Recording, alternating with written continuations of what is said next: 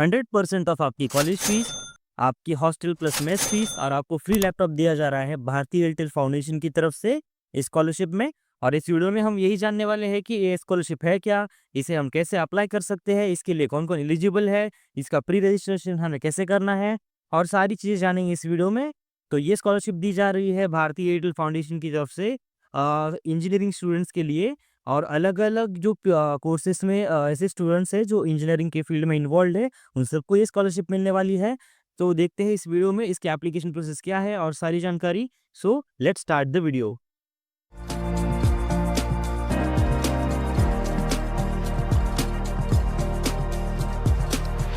तो जैसे कि आप देख सकते हो इस भारतीय एयरटेल स्कॉलरशिप प्रोग्राम नाम है स्कॉलरशिप का और ये 2025-26 के लिए इसकी प्री रजिस्ट्रेशन स्टार्ट हो चुके हैं।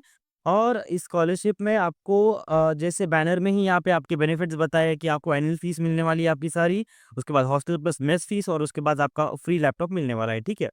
मैं बात करूँ तो ये दी जा रही है एयरटेल की तरफ से। और स्कॉलरशिप की एलिजिबिलिटी क्राइटेरिया क्या है?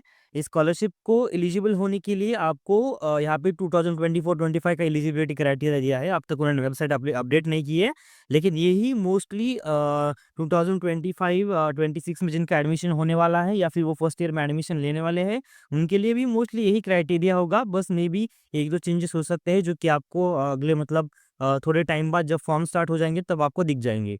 तो इसकी बात करूँ मैं तो आपका सबसे पहले एडमिशन होना चाहिए फर्स्ट ईयर में, ठीक है? यहाँ पे 2024 का है लेकिन यहाँ पे 2025 होगा। उसका आपका एडमिशन होना चाहिए 5 year integrated courses in field of electronic and communication या फिर टेलीकॉम या फिर इन्फॉर्मेशन टेक्नोलॉजी या फिर computer science, data science, aerospace and emerging technologies इसमें AI, IoT, AR, VR, machine learning, robotics हो सकते हैं। और आपका एडमिशन होना चाहिए टॉप 50 एनआईआरएफ इंजीनियरिंग यूनिवर्सिटी या फिर इंस्टीट्यूट में, ठीक है? As per the list of 2023 आप अभी लेटेस्ट लिस्ट देख सकते हो, आपके कॉलेज का नाम है या नहीं। तो अगर आप इस कॉलेज में हो, टॉप 50 एनआईआरएफ रैंकिंग कॉलेज में या फिर यूनिवर्सिटी में हो, तो आप इस स्कॉलरशिप के लिए एलिजिबल हो। आपको इंडियन सिटीज़न होना कंपल्सरी है और आपकी जो एनुअल इनकम है, वो आपकी 8.5 लाख या फिर 8.5 लाख से कम होनी चाहिए, उससे ज़्यादा नहीं होनी चाहिए, ठीक है? उसके बाद कहा है कि application should not be recipient of any other scholarship और grant for the same purpose, ठीक है? इसका मतलब कि आपको कहीं और सोर्स से कोई स्कॉलरशिप या फिर कोई भी फंड आपको आपके एजुकेशन के लिए ना मिल रहा हो, अगर वो आपको मिल रहा हो तो आपके चांसेस या फिर आपको नहीं दी जाएगी, ठीक है, स्कॉलरशिप। और यहाँ पे बताया है कि girls are encouraged to apply, मतलब ज़्यादा से ज़्यादा जितने गर्ल्स है वो अप्लाई करो, ऐसे उन्होंने आगे से कहा है। मतलब वो ज़्यादा चाहते हैं कि जितने ज़्यादा गर्ल्स हैं उतने ज़्यादा स्कॉलरशिप को अप्लाई करें, ठीक है? अगर स्कॉलरशिप की बेनिफिट की मैं बात करूँ, जैसे मैंने अभी अभी ऊपर कहा था कि इस स्कॉलरशिप में आपको फ्यूल ड्यूरेशन के लिए आपको इस स्कॉलरशिप दी जाएगी, ठीक है? मतलब हर साल आपको आपकी कॉलेज की फीस, आपकी हॉस्टल की मेस की फीस दी जाएगी और आपको एक बार एक बार लैपटॉप तो एक बार ही दिया जाएगा। और लेकिन आपकी हॉस्टल की फीस, कॉलेज की फीस, आपकी मेस की फीस आपको हर साल दी जाएगी और हर साल ये स्कॉलरशिप आपके लिए रिन्यू हो जाएगी। मतलब अगर फर्स्ट ईयर में आपको स्कॉलरशिप मिलती है तो जब तक आपका ग्रेजुएशन खत्म नहीं होता है तब तक आपको हर साल स्कॉलरशिप का अमाउंट मिलता रहेगा, ठीक है? इसमें आपका जो स्कॉलरशिप का अमाउंट है as per the fees structure 100% amount ये कवर करेंगे। आपके फीस स्ट्रक्चर पे मे बी 1 लाख रहे, 2 लाख रहे, 3 लाख रहे, जितना भी आपका फीस स्ट्रक्चर पे आपकी इंस्टीट्यूट की फीस रहेगी वो आपको वो पे करेंगे, ठीक है? उसके बाद इन्होंने कहा है the hostel and mess fees shall be given to selected scholar who apply for it. मतलब मेस और हॉस्टल की फीस उन्हीं स्कॉलर को दी जाएगी जो इसके लिए अप्लाई कर रहे हैं, ठीक है? अगर फॉर एग्ज़ाम्पल आपका घर ही वहाँ पे है और आप उसको मतलब ऑप्ट नहीं करते हो मेस में, मैं मतलब हॉस्टल पे नहीं रहता हूँ मैं घर पे रहता हूँ, अगर ऐसा बताओगे तो आपको स्कॉलरशिप नहीं दी जाएगी, ठीक है? हॉस्टल की, मेस की, आपको कॉलेज की दी जाएगी, ठीक है? और यहाँ पे दिया है for scholar staying in PG outside the hostel, the support shall be extended as per the hostel and mess charges of the institute, ठीक है? मतलब अगर आप बाहर पीजी पे रह रहे हो, ठीक है? अगर आपका कोई बाहर आपने मेस लगाई हुई है, बहुत ज़्यादा मतलब अलग मेस लगाई हुई है, मतलब ज़्यादा प्राइस वाली या फिर कम प्राइस वाली, कुछ भी रहो, लेकिन आपको जो अमाउंट वो पे करेंगे हॉस्टल और मेस के लिए, वो इंस्टीट्यूट का जो खुद का हॉस्टल और मेस होता है, उसके चार्जेस के रिलेवेंट मतलब अकॉर्डिंग वो पे करेंगे, ठीक है? उसके बाद provision of laptop off all भारतीय स्कॉलर्स, ठीक है? मतलब जितने भी स्कॉलर्स हैं भारतीय स्कॉलरशिप के, मतलब एयरटेल भारतीय स्कॉलरशिप के, उन सबको लैपटॉप दिया जाएगा। और जो लैपटॉप की सेफ्टी है, सिक्योरिटी है, वो स्टूडेंट की रिस्पॉन्सिबिलिटी है, ठीक है? अगर कुछ डैमेज होता है और फिर कुछ भी मतलब उसमें इश्यू होता है तो कोई भी आपको रिप्लेसमेंट प्रोवाइड नहीं किया जाएगा, ठीक है? उसके बाद यहाँ पे बताया गया है कि upon successful graduation and subsequent gaining employment, Bharti scholar will undertake the voluntary support to at least one student at the school or college level on a continuous basis। ठीक है, मतलब इन्होंने कहा है कि अगर ये स्कॉलरशिप अगर आपको मिलती है और आप इस स्कॉलरशिप के थ्रू ग्रेजुएशन कंप्लीट करते हो, तो आपको मतलब एक प्रण लेना है, ठीक है? वॉलंटरीली आपको सपोर्ट करना है किसी एक बच्चे का एजुकेशन, कंटिन्यूअसली आपको उसका एजुकेशन सपोर्ट करना है, ठीक है? उसके बाद यहाँ पे दिया गया है all refundable charges, security deposit and other student charges are not covered. ठीक है, अगर आपके कॉलेज की अगर कोई ड्यूज़ है, ठीक है, अगर कोई आपका मतलब कोई और चार्जेस है या फिर आपका कोई भी एक्स्ट्रा खर्चा है कॉलेज का, आपकी कॉलेज की फीस छोड़कर, वो आपको नहीं दी जाएगी। जिस स्कॉलरशिप में सिर्फ आपको एक लैपटॉप, उसके बाद आपको हर साल आपकी कॉलेज की फीस और ट्यूशन सॉरी कॉलेज की फीस, अब उसके बाद हॉस्टल और मेस की फीस दी जाएगी। ठीक है, अगर मैं बात करूँ तो डॉक्यूमेंट्स इसको कौन से लगने वाले हैं, सबसे पहले आपको लगने वाला है प्रूफ ऑफ आइडेंटिटी, जिसमें आपको आधार कार्ड अपलोड करना है। उसके बाद आपका एडमिशन लेटर, ठीक है, अब और उसके बाद fees letter from the institution. ये एडमिशन प्रूफ बोल के आपको लगने वाले हैं, ठीक है। आपको एडमिशन लेटर पे स्टैम्प चाहिए, आपके इंस्टीट्यूट का जो भी डॉक्यूमेंट है उस पे उसके ऊपर स्टैम्प रहे, आप ये नोटिस करो। उसके बाद आपकी 12th की मार्कशीट आपको सबमिट करनी है। उसके बाद आपका जेईई का स्कोर कार्ड या फिर आपका जो भी यूनिवर्सिटी एंट्रेंस आपने एग्जाम दी है उसका स्कोर कार्ड आपको मतलब यहाँ पे देना है, ठीक है। मतलब कौन सी भी एग्जाम आप देखिए, अगर उसमें एडमिशन लिया है आपने इस मतलब उस कॉलेज में, तो वो आपको स्कोर कार्ड देना है, ठीक है। उसके बाद इनकम सर्टिफिकेट आपको सबमिट करना है। आपको ये याद रखना है कि इनकम सर्टिफिकेट इस साल के लिए वैलिड हो, पुराना इनकम सर्टिफिकेट नहीं, आपको लेटेस्ट अभी वाला इनकम सर्टिफिकेट आपको अपलोड करना है। उसके बाद अगर पेरेंट्स सेल्फ एम्प्लॉयड है तो ऐसा आपको एफिडेविट यहाँ पे देना है। उसके बाद आपका जो बैंक अकाउंट डिटेल्स है वो आपको देना है, आपका अकाउंट नंबर, आपका आईएफएससी कोड, आपकी ब्रांच का एड्रेस, ठीक है। उसके बाद आपका बैंक स्टेटमेंट आपको सबमिट करना है, एप्लीकेंट का और पेरेंट का, मतलब दोनों का बैंक स्टेटमेंट और बैंक अकाउंट की डिटेल्स आपको सबमिट करना है, ठीक है। उसके बाद आपके इंस्टीट्यूशन के बैंक अकाउंट डिटेल्स आपको सबमिट करना है। आपको इंस्टीट्यूट में जाके रिक्वेस्ट करना है कि हम मुझे XYZ स्कॉलरशिप के लिए अप्लाई करना है, तो मुझे इंस्टीट्यूट के बैंक डिटेल्स चाहिए। वो आपको मतलब आपके कॉलेज के या फिर इंस्टीट्यूशन के लेटर हेड पे सारे डिटेल्स आपको बैंक अकाउंट के दे देंगे वो, ठीक है। आपके रिसेंट पासपोर्ट साइज फोटो आपको अपलोड करना है। उसके बाद अगर आपके कोई एक्स्ट्रा करिकुलर एक्टिविटीज़ है, अचीवमेंट्स है, पार्ट टाइम आपने जॉब किया है, आपके कोई प्रोजेक्ट्स है, आपके कोई इनोवेशंस है, तो वो सारे आपको मतलब डॉक्यूमेंट्स आपको सबमिट करना है। उसके बाद अगर आपके अगर आप पीजी में रह रहे हो, ठीक है, तो आपको आपकी रेंट एग्रीमेंट आपको सबमिट करना है। उसके बाद आपकी एक्सपेंस रिसिप्ट है वो आपको सबमिट करना है, ठीक है। उसके बाद आपको statement of purpose from the applicant, ठीक है, ये आपको फॉर्म सबमिट करना है। जिससे आप यहाँ पे फॉर्म में जाओगे, ठीक है, आपको यहाँ पे बोल रहा है कि स्टेटमेंट ऑफ पर्पस फॉर भारतीय, मतलब आपको क्यों क्यों चाहिए, ठीक है, एक दो क्वेश्चन से इनके, ठीक है।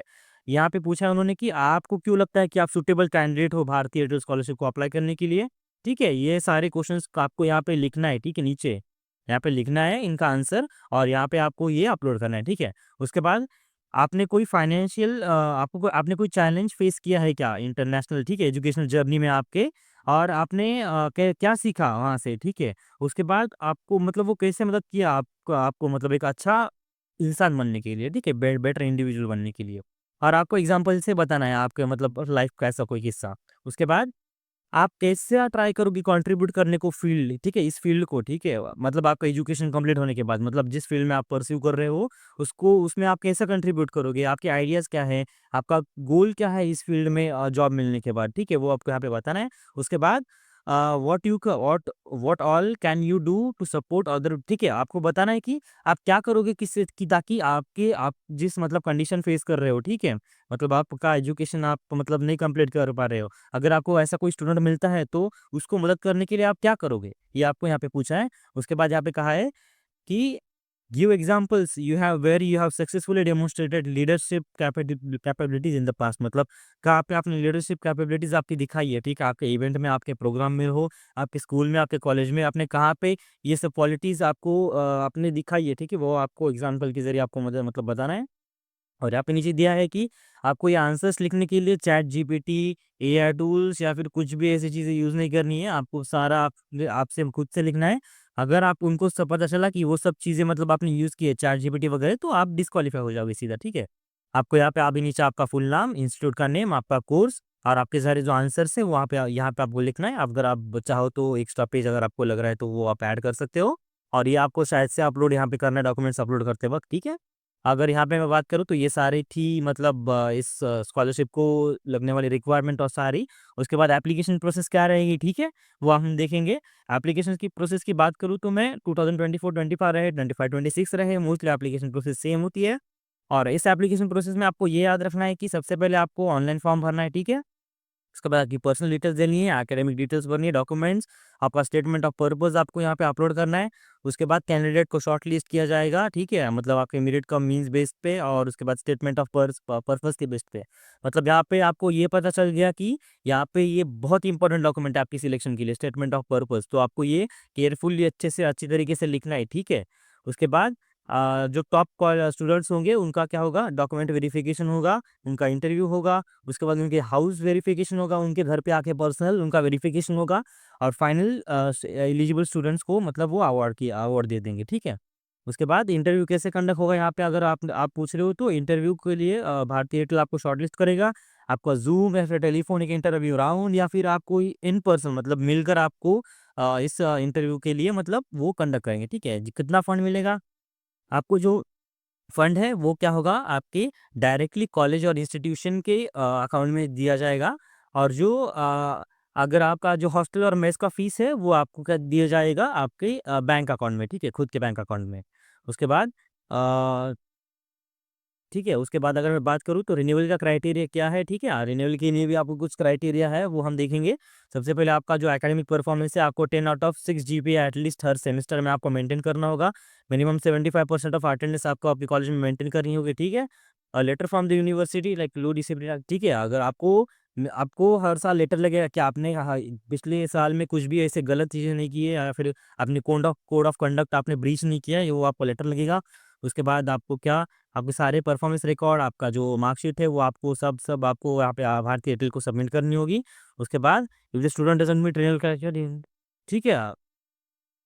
अगर आपका एलिजिबिलिटी क्राइटेरिया आपने 1 साल भी फुलफिल नहीं किया तो आप आपका मतलब आपके पूरे कोर्स में आप स्कॉलरशिप के लिए एलिजिबल नहीं होंगे, ठीक है? Dropping out of the institute और university after 50 ranking in a college,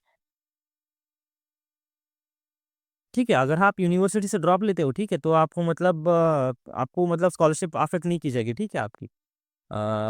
मतलब मैं आगे आगे की बात करूँ तो यहाँ पे अभी आपको प्री रजिस्ट्रेशन कैसे करना है स्कॉलरशिप के लिए, तो सबसे पहले यहाँ पे आपको प्री रजिस्टर पे क्लिक करना है। यहाँ पे आपके बहुत मोस्टली डिटेल्स थोड़े फार आ जाएंगे। आपको यहाँ पे आपकी ईमेल आईडी, आपका नाम, mobile number, gender, state, current मतलब कोर्स और उसके बाद स्ट्रीम, प्रीवियस क्लास के मार्क्स आपके, फैमिली इनकम आपकी, एंट्रेंस एग्जामिनेशन का नेम, आप पीडब्ल्यूडी हो क्या, मतलब फिजिकली डिसेबल्ड हो क्या, नहीं, मतलब हाँ या नहीं आपको बताना है, ठीक है? उसके बाद आपको आपके कॉलेज का नाम, ठीक है? जिसमें आप एडमिशन लेना चाहते हो उसका कॉलेज का नाम, उसके बाद आपका स्टेट कॉलेज का, उसके बाद आपके कॉलेज जो प्रेफ़रेंस है आपकी, वो प्रेफ़रेंस आपको यहाँ पे एंटर करनी है। और उसके बाद यहाँ पे दिया है कि ये जो फॉर्म है, ठीक है? उनको उनके लिए जिनका family income 8.5 lakh per year से कम है, ठीक है? या फिर उनकी इसके इक्वल है। एडमिशन आपको फर्स्ट ईयर में कन्फर्म होना चाहिए आपका एनआरआई 50 इंजीनियरिंग कॉलेज में। उसके बाद स्टूडेंट को रिकमेंड किया जाता है कि वो आपकी प्रोफाइल कंप्लीट करके रखें और सारी चीज़ें आप स्मूथली कंडक्ट हो, इसलिए आपको सारी चीज़ें प्रॉपरली अच्छे से कंप्लीटली करके रखना है, ठीक है? उसके बाद मैं बात करूँ कि स्कॉलरशिप का मतलब मेन पर्पस है कि अगर अब जो स्टूडेंट्स फाइनेंशियली वीक है उन्हें सपोर्ट करना और उनको उनके कॉलेज स्कूल मतलब उनका इंस्टीट्यूट का एजुकेशन कंप्लीट करने के लिए मदद करना। अगर आपको फिर भी ज़्यादा इन्फॉर्मेशन चाहिए तो आप इस नंबर पे कॉल कर सकते हो, एक्सटेंशन नंबर 350 आपको याद रखना है। आप मंडे से फ्राइडे के बीच में 10 to 6 AM के बीच में आप बड़ी फॉर स्टडी को कॉल कर सकते हो या फिर आप बड़ी फॉर स्टडी के मेल पे उन्हें मेल करके आपकी सारी क्वेरीज पूछ सकते हो। That was all for today's video about the भारतीय एयरटेल स्कॉलरशिप प्रोग्राम 2025-26। आप जितना जल्दी हो सके अगर आप एलिजिबल हो तो स्कॉलरशिप के लिए प्री रजिस्टर करो ताकि आपको प्रेफरेंस मिले। That was all for the today's video. Like the video, subscribe to our channel and share this video with all your friends जिनका एडमिशन होने वाला है या फिर वो एडमिशन लेने वाले हैं NIRF टॉप 50 रैंकिंग कॉलेजेस में। Thank you so much for watching the video.